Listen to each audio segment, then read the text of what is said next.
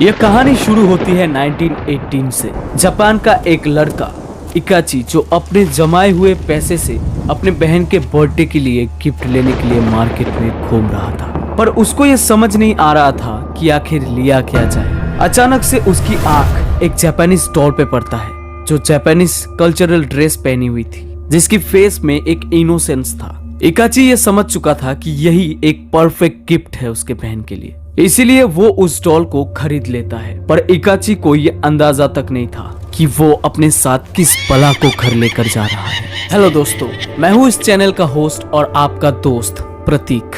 इस वीडियो में आगे बढ़ने से पहले मैं आप सबसे ये रिक्वेस्ट करना चाहूंगा, प्लीज मेरे चैनल को सब्सक्राइब करके बेल आइकन को ऑल पे सेट कर दीजिए, क्योंकि हर वीक मैं आपके लिए ट्रू क्राइम स्टोरीज और हॉरर स्टोरीज लाने की कोशिश करता रहूंगा। इकाची उस डॉल को घर ले आता है और अपने बहन के बर्थडे में उसे वो डॉल गिफ्ट कर देता है। इकाची की बहन ओकीकू जैसे ही उस डॉल के आंखों में आंखें मिलाता है तो मानो वो उस डॉल में खो सा जाता है, मानो उस डॉल ने उसको अपने वश में कर लिया था। अब ओकीकू उस डॉल को अपने बच्चे की तरह ट्रीट करता है। वो उसके बालों को कॉम्ब करता है, उसको सजाता है, उसकी ड्रेस भी चेंज करता है। अब ओकीकू को उस डॉल के अलावा और कुछ भी नहीं दिखता। एक दिन जब ओकीकू उस डॉल के साथ अपने गार्डन में खेल रही थी, तभी पता नहीं कहां से एक मच्छर आता है और उस बच्ची को काट लेता है। मच्छर के काटने के वजह से ओकीकू को मलेरिया हो जाता है। वो तड़पने लगती है, ठीक से सांस नहीं ले पाती, पर ऐसे सिचुएशन में भी उस गुड़िया को अपने सीने से लगा कर रखती है। ऐसे ही तड़पते तड़पते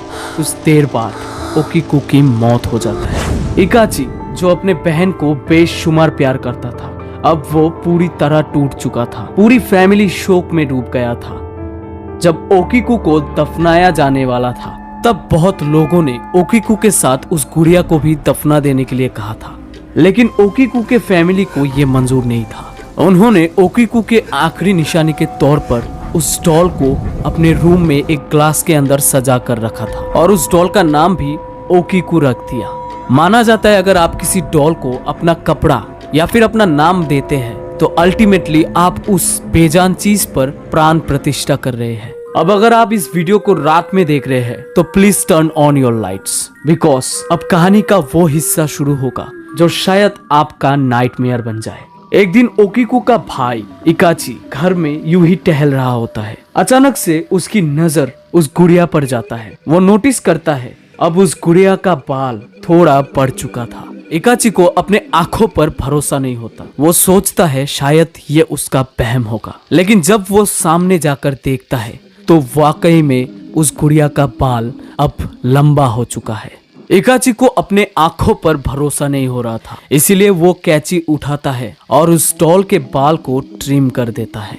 और यही उसके जीवन की सबसे बड़ी गलती होती है, क्योंकि इसके बाद से उस फैमिली में ऐसी ऐसी घटनाएं होती है जो आपको अंदर से हिला कर रख देगा। इकाची और उसके परिवार उस श्रापित डॉल के साथ 20 साल एक छत के नीचे रहते हैं और इन 20 सालों में उनके साथ कई घटनाएं होती हैं। उनमें से एक है लगातार नाइटमेयर्स आना। उनका कहना है कि वो डॉल अपने आप मूव करती थी। आधी रात को जब फैमिली वालों की नींद टूट जाती थी किसी कारण, तो वो देखते थे कि वो डॉल इधर से उधर मूव कर रहा है।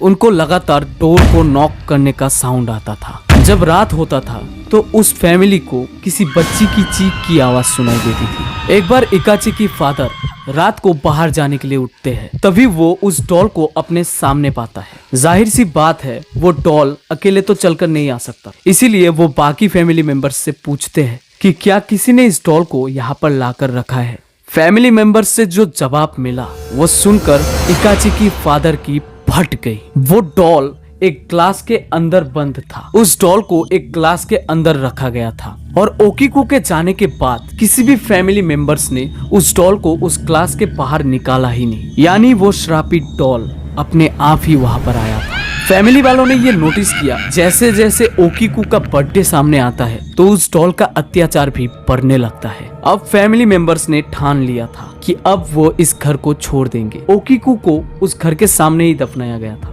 हो सकता है इसीलिए ऐसा हो रहा है। 20 सालों तक लगातार नाइटमेयर सहने के बाद, लगातार पैरानॉर्मल एक्टिविटीज को देखने के बाद अब ये फैमिली इस डॉल को अपने साथ नहीं रखना चाहती थी। इसीलिए ये फैमिली इस डॉल को मेनिंजी बुद्धिस्ट टेम्पल जो जापान में मौजूद है वहां पर दे देती है। आज ये एक बहुत बड़ा टूरिस्ट प्लेस बन चुका है। कई लोग उस श्रापित डॉल को देखने के लिए जाते हैं और टूरिस्ट का मानना है कि अब उसका मुंह धीरे धीरे ओपन हो रहा है और कुछ लोग तो ये भी कहते हैं कि उसके मुंह में अब छोटी छोटी दांत भी दिख रही हैं। उस मंदिर की पुजारी उस डॉल के बालों को टाइम टू टाइम ट्रिम करता है क्योंकि कहा जाता है कि हर साल उस डॉल की बाल थोड़ी थोड़ी बढ़ने लगती है। उम्मीद करता हूँ आपको ये वीडियो बहुत पसंद आया होगा। अगर पसंद आया तो इस वीडियो को एक लाइक जरूर करना और अगर आप ऐसे ही वीडियोस देखना चाहते हैं तो मेरे चैनल को सब्सक्राइब जरूर करना और सब्सक्राइब करने के बाद जो बेल आइकन है उसको ऑल पे सेट जरूर कर देना ताकि आने वाले वीडियोस की अपडेट्स आपको सबसे पहले मिल सके। धन्यवाद।